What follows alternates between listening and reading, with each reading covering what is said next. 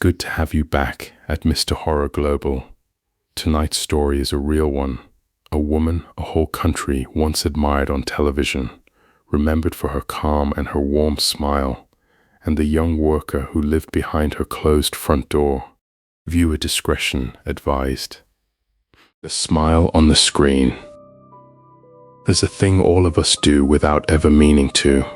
We see someone on television, bright, warm, quick to laugh, easy in front of a crowd, and somewhere in the back of our minds we decide they must be a good person. The warmth on the screen feels like proof of the warmth underneath. Let me tell you about a woman who taught an entire country just how wrong that instinct can be. I'll call her by her name because this one is real. Etika. Back in 2012, she competed on the second season of MasterChef Malaysia and made it all the way to the top 3. People loved her cooking, her calm, that smile. After the show, she married a man named Embry, said to be either a contractor or an engineer with the national oil company. Together they had 3 children. She even went on to earn a master's degree in geology. From the outside, they were exactly the kind of couple you'd envy. Accomplished, photogenic, comfortable.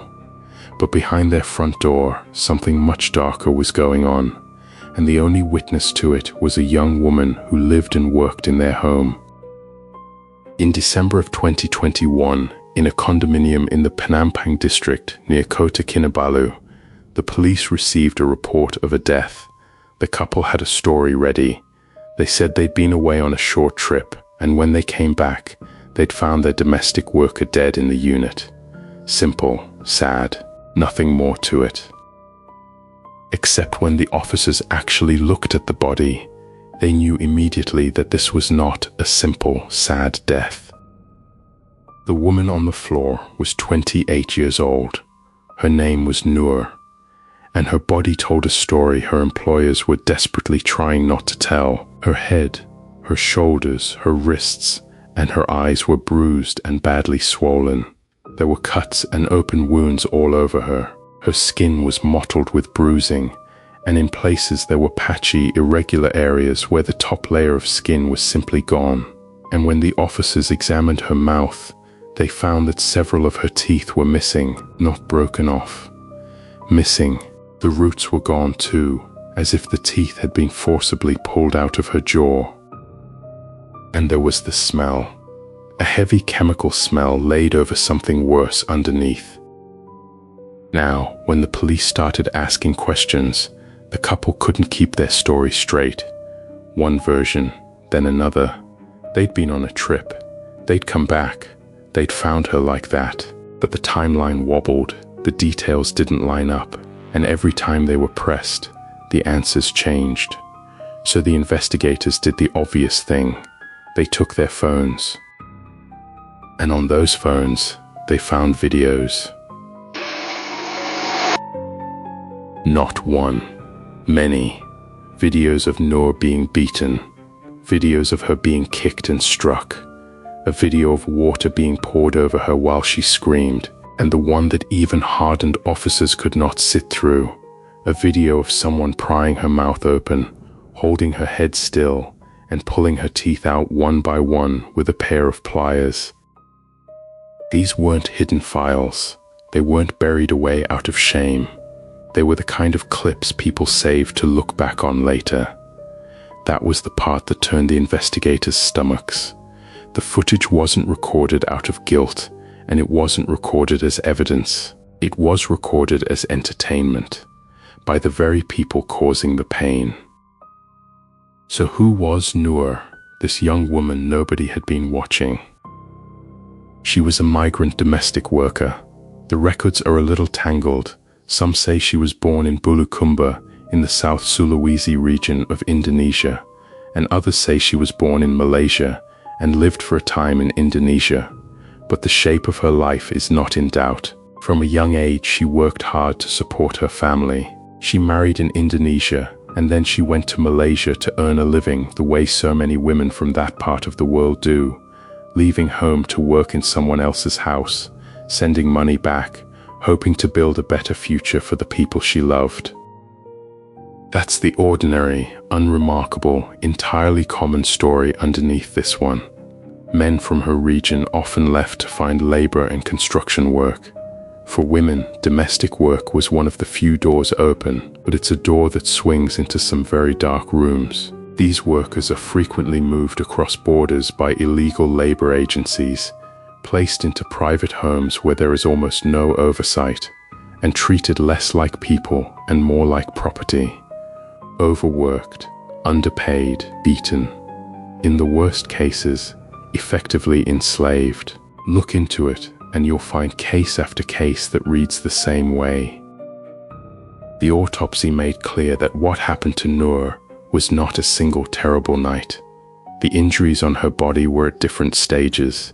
Some were fresh.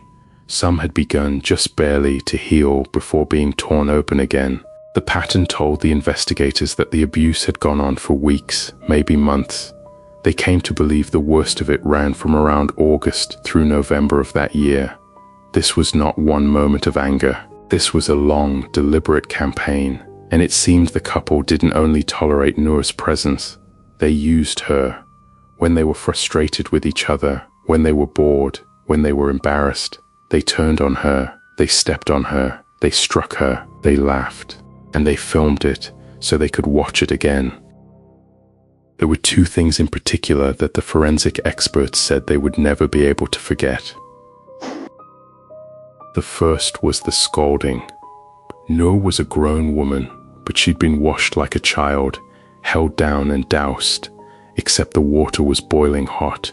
You could read it in her skin. Whole areas of it were damaged in a way that told the pathologist she'd been repeatedly exposed to water hot enough to burn. The pain of that alone would have been unbearable. The second was her mouth.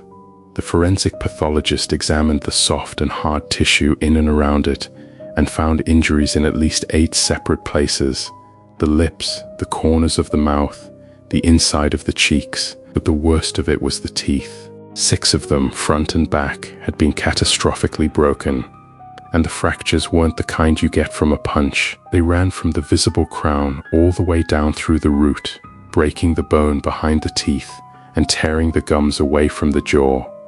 This was not a beating, this was extraction. The teeth had been pulled out, and the most chilling detail of all, there were no signs of healing around these wounds, no clotting, no recovery, which means she was alive when it was done to her.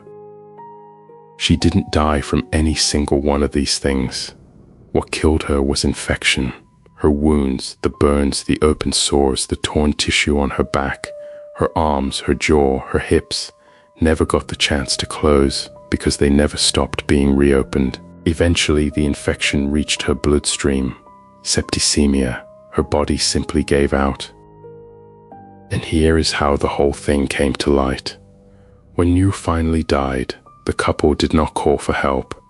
They tried to make her disappear. They poured Dettol and other disinfectants over her lifeless body, hoping the chemical smell would cover the smell of decomposition, and they left her there in the condominium. But a smell like that doesn't stay hidden forever. So, feeling the walls close in, they walked into a police station with their story about coming home from a trip. What they hadn't counted on was that the moment you invite the police in, they don't just take your word, they connect the pieces. The story fell apart, the phones came out, and the videos confirmed everything. Nour died in December of 2021. Within days, Etika and Embry were arrested, and then began a legal saga that made almost as many people angry as the crime itself. At first, the couple were released on bail. A woman had been tortured to death, filmed as she was tortured, and the 2 people responsible were walking around free. The outrage was immediate. It didn't last though. By November of 2022, both of them were rearrested and formally charged with murder under Section 302 of the Penal Code, read together with Section 34, meaning the court believed they had acted together with shared intent in causing Nour's death.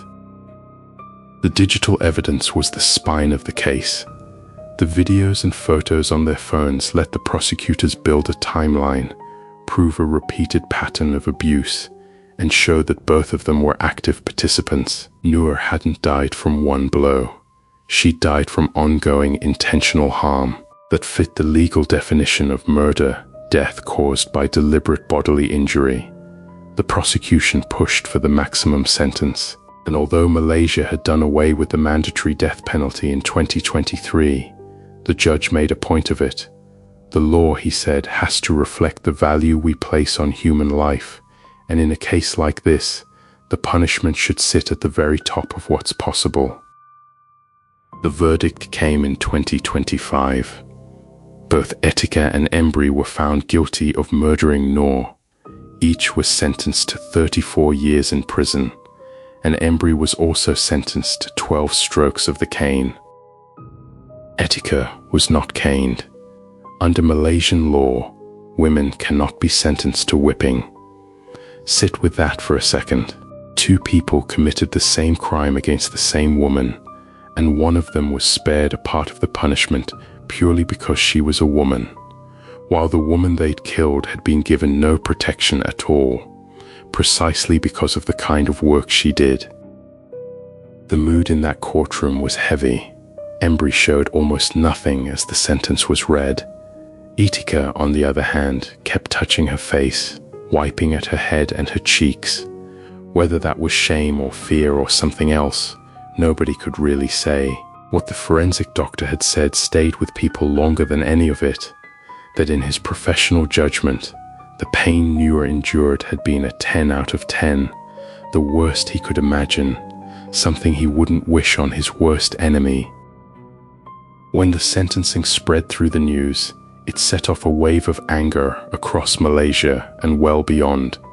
People weren't only stunned by the brutality, they were stunned by who had done it. How could someone the whole country had once admired on television, remembered for her calm and her warm smile, be capable of this behind a closed door? The case dragged into the light a whole hidden world of domestic workers, especially migrant women, living and laboring inside private homes where no one is watching and no one is checking. And Nour, the human rights groups reminded everyone, was not the first. In the weeks after the verdict, a coalition of labor and human rights organizations put out a joint statement calling her murder part of a pattern that's disturbing precisely because it's so familiar. There had been others before her, Adelina Lasau, Nirmala Bonat, names that are remembered now not for the lives these women lived, but for the violence they suffered. The coalition renewed a demand that had been sitting on the table for years, a proper Domestic Workers Act, long promised and still not law. Their point was simple: domestic work is work. The people who cook and clean and raise the children and care for the elderly deserve the same legal protections as anyone else. Rest days, limits on hours, the right to leave, the right to seek help when something goes wrong. Right now, most of them have none of that. And without real legal protection, they said, this will keep happening.